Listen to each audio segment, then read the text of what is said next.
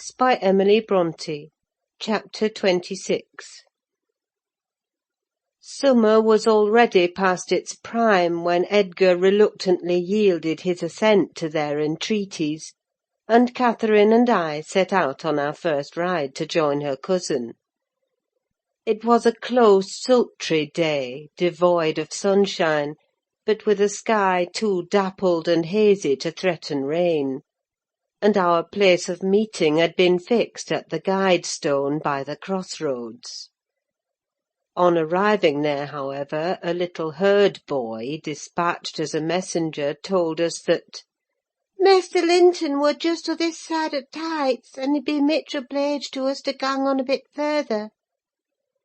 "Then Master Linton has forgot the first injunction of his uncle," I observed. "He bid us keep on the Grange land, and here we are off at once." "Well, we'll turn our horses' heads round when we reach him," answered my companion. "Our excursion shall lie towards home." But when we reached him, and that was scarcely a quarter of a mile from his own door, we found he had no horse, and we were forced to dismount and leave ours to graze. He lay on the heath, awaiting our approach, and did not rise till we came within a few yards. Then he walked so feebly, and looked so pale, that I immediately exclaimed, "Why, Master Heathcliff, you are not fit for enjoying a ramble this morning! How ill you do look!" Catherine surveyed him with grief and astonishment. She changed the ejaculation of joy on her lips to one of alarm, and the congratulation on their long-postponed meeting to an anxious inquiry whether he were worse than usual. "No, better, better," he panted, trembling, and retaining her hand as if he needed its support, while his large blue eyes wandered timidly over her, the hollowness round them transforming to haggard wildness the languid expression they once possessed. "But you have been worse," persisted his cousin. "Worse than when I saw you last. You are thinner, and—" "I'm tired," he interrupted hurriedly. "It's too hot for walking.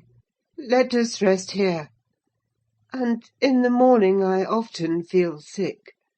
Papa says I grow so fast." Badly satisfied, Cathy sat down, and he reclined beside her. "This is something like your paradise," said she, making an effort at cheerfulness. "You recollect the 2 days we agreed to spend in the place and way each thought pleasantest? This is nearly yours, only there are clouds; but then they are so soft and mellow, it's nicer than sunshine. Next week, if you can, we'll ride down to the Grange Park and try mine." Linton did not appear to remember what she talked of, and he had evidently great difficulty in sustaining any kind of conversation. His lack of interest in the subject she started, and his equal incapacity to contribute to her entertainment, was so obvious that she could not conceal her disappointment. An indefinite alteration had come over his whole person and manner. The pettishness that might be caressed into fondness had yielded to a listless apathy. There was less of the peevish temper of a child which frets and teases on purpose to be soothed, and more of the self-absorbed moroseness of a confirmed invalid, repelling consolation, and ready to regard the good-humoured mirth of others as an insult. Catherine perceived, as well as I did, that he held it rather a punishment than a gratification to endure our company, and she made no scruple of proposing presently to depart. That proposal unexpectedly roused Linton from his lethargy, and threw him into a strange state of agitation. He glanced fearfully towards the Heights, begging she would remain another half-hour at least. "But I think," said Cathy, "you'd be more comfortable at home than sitting here; and I cannot amuse you to–day, I see, by my tales and songs and chatter. You have grown wiser than I in these 6 months: you have little taste for my diversions now, or else, if I could amuse you, I'd willingly stay." "Stay to rest yourself," he replied. "And, Catherine, don't think or say that I'm very unwell. It is the heavy weather and heat that make me dull. And I walked about before you came, a great deal for me. Tell uncle I'm in tolerable health, will you?" "I'll tell him that you say so, Linton. I couldn't affirm that you are," observed my young lady, wondering at his pertinacious assertion of what was evidently an untruth. "And be here again next Thursday," continued he, shunning her puzzled gaze. "and give him my thanks for permitting you to come: my best thanks, Catherine. And if you did meet my father, and he asked you about me, don't lead him to suppose that I've been extremely silent and stupid. Don't look sad and downcast, as you are doing: he'll be angry." "I care nothing for his anger," exclaimed Cathy, imagining she would be its object. "But I do," said her cousin, shuddering. "Don't provoke him against me, Catherine, for he is very hard." "Is he severe to you, Master Heathcliff?" I inquired. "Has he grown weary of indulgence, and passed from passive to active hatred?" Linton looked at me, but did not answer; and after keeping her seat by his side another 10 minutes, during which his head fell drowsily on his breast, and he uttered nothing except suppressed moans of exhaustion or pain, Cathy began to seek solace in looking for bilberries and sharing the produce of her researches with me.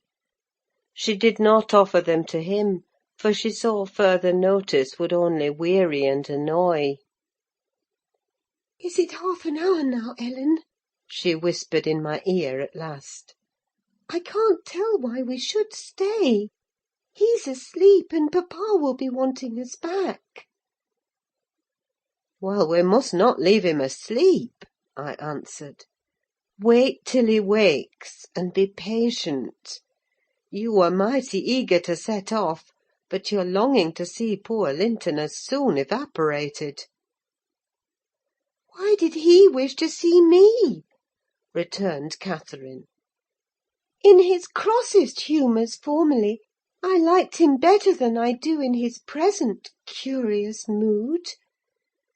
It's just as if it were a task he was compelled to perform, this interview, for fear his father should scold him. But I'm hardly going to come to give Mr. Heathcliff pleasure, whatever reason he may have for ordering Linton to undergo this penance. And though I'm glad he's better in health, I'm sorry he's so much less pleasant, and so much less affectionate to me." "You think he is in better health, then?" I said. "Yes," she answered, "because he always made such a great deal of his sufferings, you know.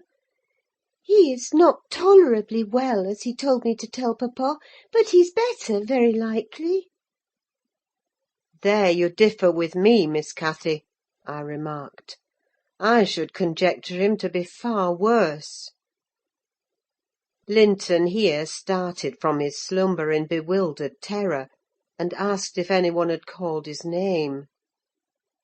"No," said Catherine. "Unless in dreams. I cannot conceive how you manage to doze out of doors in the morning."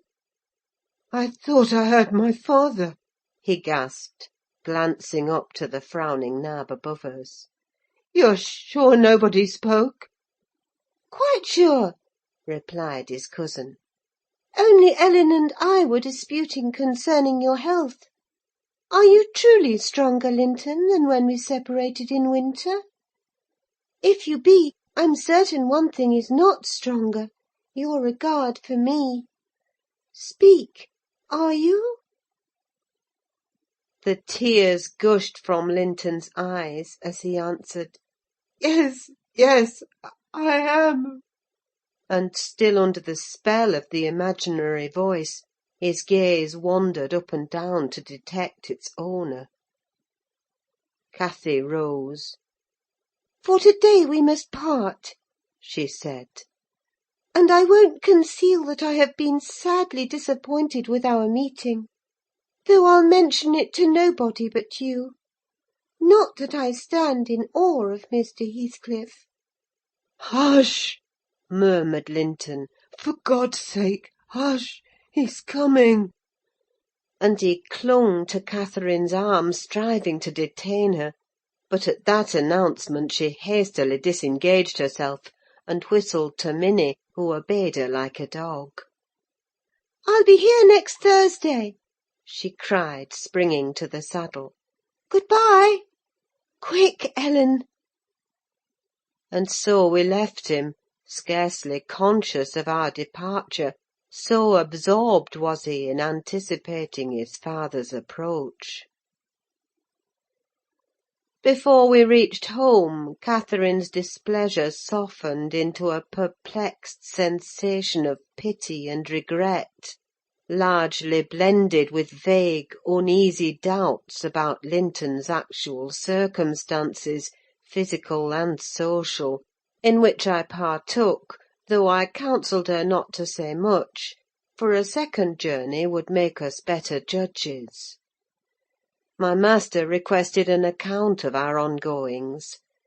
His nephew's offering of thanks was duly delivered, Miss Cathy gently touching on the rest. I also threw little light on his inquiries, for I hardly knew what to hide and what to reveal.